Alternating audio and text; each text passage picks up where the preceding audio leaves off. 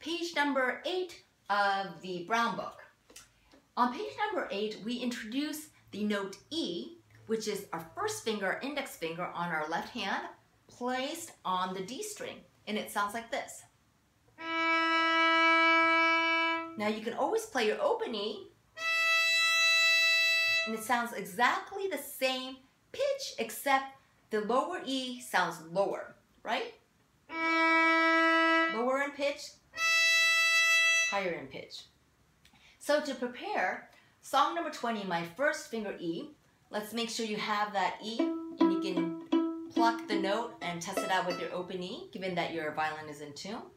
I'm going to have my thumb placed right here. Most of you have either a green or white or red tape. Your thumb's going to be placed right along where the tape is.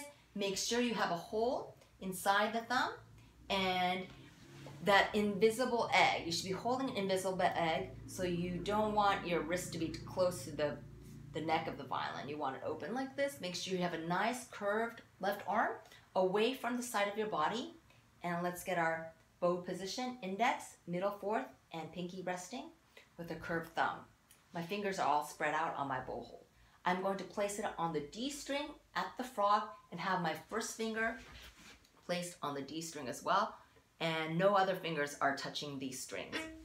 Here we go. After 4 counts, please. Song number 20. 1, 2, 3, 4.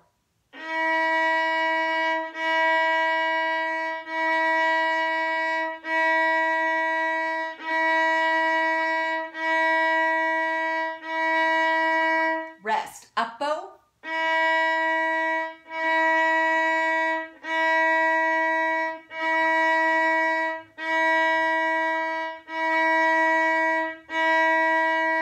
Rest.